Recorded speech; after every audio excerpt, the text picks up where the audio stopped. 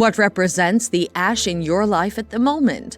Are you challenged with sickness? Do you have any trouble with finances? Is it a marital or relationship problem that you're dealing with? Are you currently unemployed or facing tribulations in your workspace? Perhaps your challenge is even different from all these. Maybe you've been trying so hard to get something right. You're searching for inspiration for your job, or you've been trying so hard at your career or academics. Whatever it may be, you must remember that God is in your side, and He will not leave you nor forsake you. He will change the whole situation for your good. He will turn that pain into dancing, those ashes into beauty. Hold on to God who has kept you all this while, and as He has done it before, He will surely do it again. Remember, He doesn't change or fail. He is the same yesterday, today, and forever. God is able of turning ashes into beauty. He's capable of changing your pain and grief into beauty and rejoicing.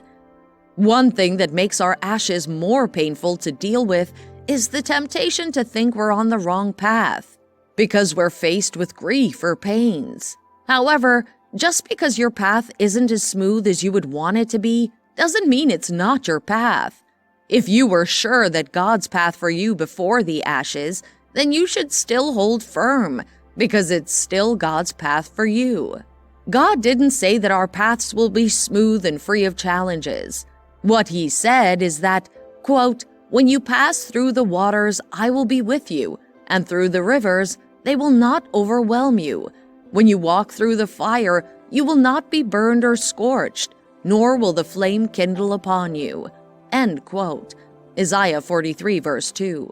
It's quite important to note that God didn't say if you pass through hard times. Rather, He said when you pass through the hard times, He'll be there by your side, standing right next to you to fight your battles and on your side. He will choose you over any opposition that comes your way.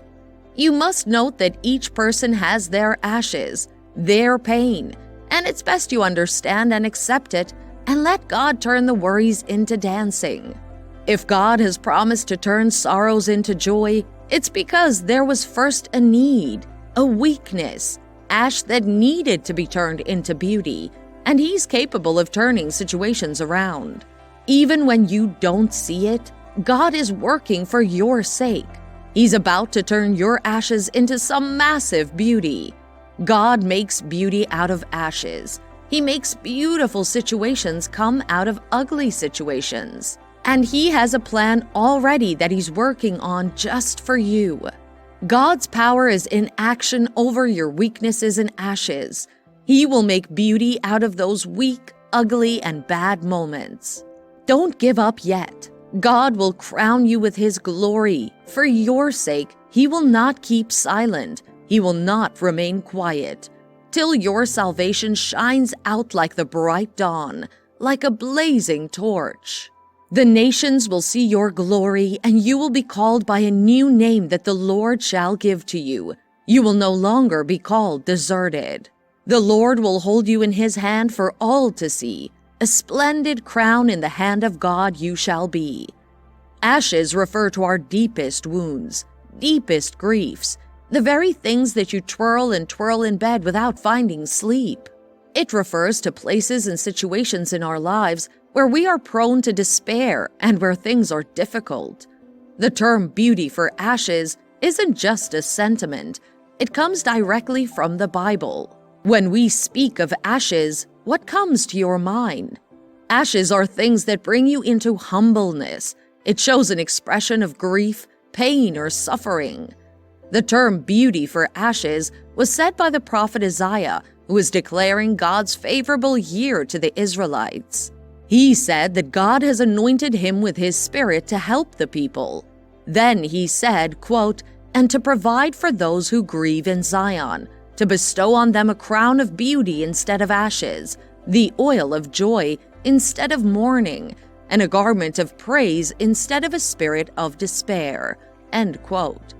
God's imagination and thought toward the Israelites wasn't just to give them a restored land with their homes rebuilt, or to make their gardens and flocks flourish and grow after a long time of bondage and pain.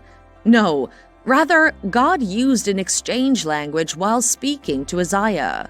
He said, beauty instead of ashes, the oil of joy instead of mourning.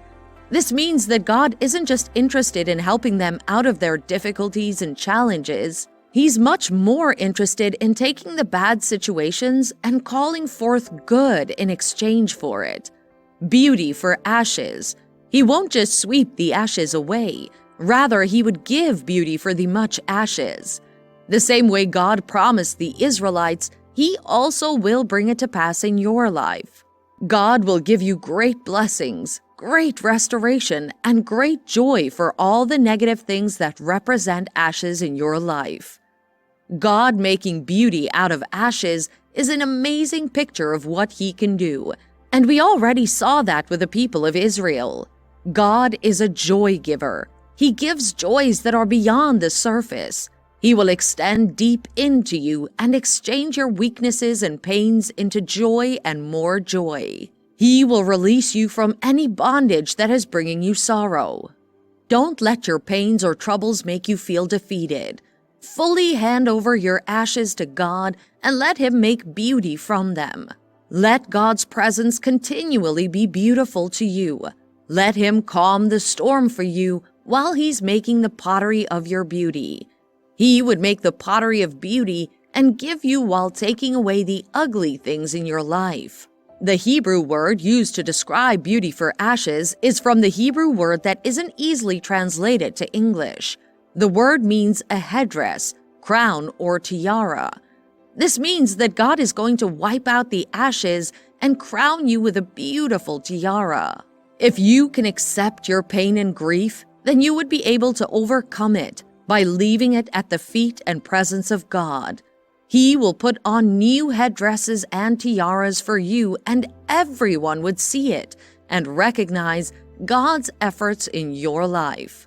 God's hand is wide, and he will carry you in your pain and weaknesses. He will replace your pain with a purpose. Hold on to the word of God's promise and watch him turn those ashes into beauty.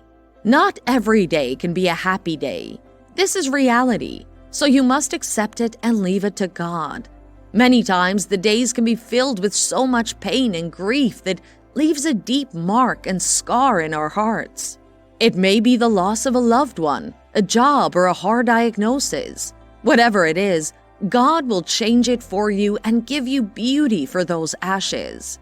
God making beauty from your ashes means that God has presumed those ashes. He's there with you in your pain and struggles, and so he will continue to provide you companionship and eventually change the situation around for your good. Remember that everything works together for good for those that love God. God's promise of making beauty out of ashes is God's way of calling you outward to remind you of the great plans he has for you. He doesn't intend that you stay stuck sitting in those ashes. That's not his plan for you. There's a beauty and shining that comes after the ashes and burns. The ashes are only temporary. They can't remain forever. However, the glory of God shines forever. It will shine through every weakness and pain in your life.